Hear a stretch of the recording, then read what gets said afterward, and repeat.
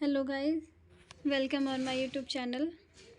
आज का मेरा टॉपिक है फ्रोज़न शोल्डर। ठीक है, इसको हम अधेसिव कैप्सुलाइटिस भी बोलते हैं और पेरी आर्थराइटिस और पेनफुल स्टिफ शोल्डर भी बोलते हैं। ठीक है, ये होता क्यों है? इसका रीज़न ये है कि जो हमारा जो ग्लिनोह्यूमरल जॉइंट है शोल्डर का, ठीक है, उसके अंदर क्या हो जाता है, जो हमारी जॉइंट कैप्सूल है उसके अंदर फाइब्रोसिस होने स्टार्ट हो जाती है। ठीक है, एक क्रॉनिक कंडीशन है ये, ठीक है, एक्यूट नहीं है, क्रॉनिक कंडीशन है ये। उसके अंदर हमारे जो जॉइंट के कैप्सूल है उसके फाइब्रोसिस हो जाती है, उसकी वजह से शोल्डर में स्टिफनेस आ जाता है। ठीक है, स्टिफनेस होएगी तो फिर जो मूवमेंट है हमारी शोल्डर की, इसके अंदर रिस्ट्रिक्शंस आएंगी। मेनली जो हमारा जो मूवमेंट है, जो एक्सटर्नल रोटेशन है, अबडक्शन है, ये लिमिटेड होती हैं ज़्यादा। ठीक है, अब जैसे हाँ, पेशेंट को हम बोलेंगे कि अपने हाथों से अपने पेट को टच करे तो वो नहीं कर पाएगा वो।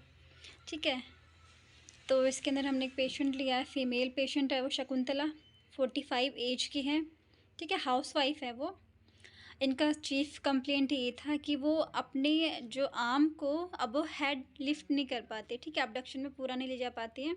ठीक है, कोई भी एक्टिविटी है जैसे कॉम्बिंग है, ठीक है, ड्रेसिंग, बाथिंग, ठीक है, जो भी एक्टिविटी है वो नहीं कर पाती हैं। ठीक है, और ये पेन इनको है 3 से 4 महीने हो गए इस पेन को। पास्ट हिस्ट्री इनकी है, मेडिकल पास्ट हिस्ट्री है, ये डायबिटिक है पेशेंट और हाइपरटेंसिव भी है। ठीक है, सर्जिकल हिस्ट्री नहीं है इनकी कोई भी। तो कहीं ना कहीं इनका जो डायबिटिक है ये इसमें रोल प्ले करता है। ठीक है, इसका कोज हो सकता है। पेन हिस्ट्री इनकी है, शोल्डर पे है। ठीक है, लेफ़्ट साइड शोल्डर का है, सब एक्यूट टाइप का है ड्यूरेशन इनका। ठीक है, पेन का, और ये ग्रेजुअल है। ठीक है, क्रॉनिक था, ग्रेजुअल है, एकदम से नहीं हुआ इनका, धीरे धीरे पेन हुआ है। ठीक है, प्रोग्रेसिव नेचर में रहा इनका पेन, और नेचर जो है इंटरमिटेंट है, कांस्टेंट पेन नहीं है, बिल्कुल हमेशा नहीं रहता है। कभी कभी कुछ रिलीविंग फैक्टर हैं जिनसे इनको आराम मिल जाता है। ठीक है, अगर कुछ जैसे मेडिकेशंस ले रहे हैं या फिर रेस्ट कर रहे हैं, ठीक है, तो उनसे उनको रिलीफ मिल जाता है। बर्निंग टाइप का पेन रहता है बिल्कुल इसका। ठीक है, जो शोल्डर की जो स्टिफनेस हो जाती है इसकी वजह से बर्निंग टाइप का पेन आता है, और कभी कभी डलेक टाइप का भी फील होता है। ठीक है, इरिटेबिलिटी मॉडरेट है, इतनी सीवियर नहीं है, मॉडरेट है। ठीक है, इंटेंसिटी 6 to 7 है।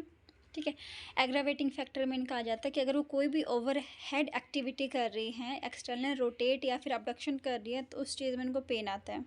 ठीक है, रिलीविंग फैक्टर में इनको हॉट वाटर फर्मेंटेशन और टेंस थेरेपी। ठीक है, टेंस थेरेपी से भी इनको पेन में रिलीफ मिल जाता है, और हॉट वाटर फर्मेंटेशन से थोड़ा सा आराम मिल जाता है, वैसे पूरा रिलीफ नहीं मिलता है। ठीक है, हिस्ट्री ऑफ ट्रॉमा की कोई भी हिस्ट्री नहीं इनकी, ट्रॉमा की, फॉल की, कोई भी जर्क वगैरह की कोई हिस्ट्री नहीं है इनकी। ऑन ऑब्जर्वेशन में हमने देखा कि जो पेशेंट का जो हेड है वो हमें थोड़ा सा फॉरवर्ड मिला। ठीक है, फॉरवर्ड हेड पोस्चर मिला पेशेंट का हमें। ठीक है, जो शोल्डर है, स्कैपुला है, थोरेसिक है, लंबस स्पाइन है, वो सब हमें नॉर्मल अलाइनमेंट में मिले, कोई अबनॉर्मलिटी नहीं मिली हमें उनके अंदर। और जो हमारा एक रिदम होता है स्कैपुलो ह्यूमरल रिदम के साथ में स्कैपुला और हमारा जो ह्यूमरस है वो साथ में मूव करते हैं। ठीक है, तो एक रिदम बनाते हैं, दोनों मिलकर साथ साथ में काम करते हैं जब हम अबडक्शन करते हैं उसमें। ठीक है, तो वो एक्सेसिव मिला हमें। ठीक है, एलिवेशन उसका एक्सेसिव मिला हमें। गेट इनएडिक्वेट, गेट में हमें इनएडिक्वेट आर्म स्विंग मिलता है। ठीक है, और एटीट्यूड ऑफ अफेक्टेड लिम्ब, ये अपने हाथों को साइड में ही रखती हैं एक पेन की वजह से कंपनसेट करने के लिए। ठीक है, या हाथों को मूव नहीं करती, एक साथ एक साइड रखती हैं ताकि पेन ना हो, और स्वेलिंग नहीं प्रेजेंट थी इनके। ठीक है, ऑन एग्जामिनेशन में हमने देखा शोल्डर आरओएम रेस्ट्रिक्टेड मिली। ठीक है, ग्रेड हमें बाकी तो हमें 3 से 4 ही मिले ग्रेड। स्पेशल टेस्ट में हमने एप्लीज स्क्रैच टेस्ट किया, उसके अंदर हमें दिखा वो पेशेंट मतलब अपने पेशेंट को हम बोलेंगे इस टेस्ट के अंदर कि अपने हाथों से अपने बैक को स्क्रैच करने की कोशिश कर, जैसे स्क्रैच करते हैं।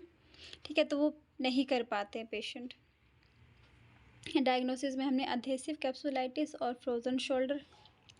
हम फिजियोथेरेपी मैनेजमेंट में हम इनको पेशेंट को क्या क्या दे सकते हैं, हॉट पैक के लिए बोल देंगे। ठीक है, 10 to 15 मिनट डेली 2 टाइम। ठीक है, और नाइट पेन के लिए हम इनको मोस्टली कोल्ड पैक के लिए बोलते हैं। फिर पेन ऊन रख लिए, बहुत रिलीफ मिलता है इससे नाइट में, अगर किसी पेशेंट को नाइट पेन हो रहा है तो, ठीक है। और स्कैपुलर पीएनएफ पैटर्न बताएंगे, जो ये है, ठीक है। D1 D2 फ्लेक्शन एक्सटेंशन, ठीक है। और शोल्डर स्ट्रेंथनिंग एक्सरसाइज बताएंगे, जो भी हमारी शोल्डर की जो भी मसल्स हैं उनको स्ट्रेंथनिंग में डालेंगे। और फिंगर लैडर एक्सरसाइजेज बताएंगे, किसी वॉल के नज़दीक जाके पेशेंट को बोलेंगे वॉल के ऊपर अपने फिंगर्स को अप करे, और फिर जैसे जैसे नीचे पीछे की तरफ सरकता जाए। इससे जो हम जो शोल्डर की जो मूवमेंट्स है, ROM रेंज ऑफ मोशन है, उसको हम इंक्रीज़ कर सकते हैं। कोडमैन्स एक्सरसाइज कर सकते हैं, ठीक है। ये जो जैसे कि ये डायग्राम में दिखा रहे हैं, थोड़ा सा नीचे की तरफ झुक के कोई वेट लेके हाथों में या फिर बिना वेट के हम पेंडुलर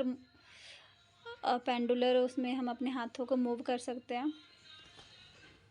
और इलेक्ट्रोथेरेपी में हमको अल्ट्रासाउंड थेरेपी दे सकते हैं और टेंस दे सकते हैं पेन रिलीफ के लिए। Thank you.